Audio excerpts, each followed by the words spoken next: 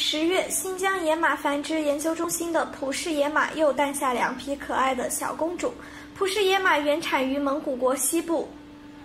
科布多盆地和中国新疆准噶尔盆地东部一带，是世界上仅存的野马，具有6000万年的进化史，被誉为活化石。全球现存约2000匹，据说比大熊猫还稀少。截止目前，该中心2017年产居36匹，其中圈养12匹，野放18匹，半散放6匹，野马种群数量已达到379匹。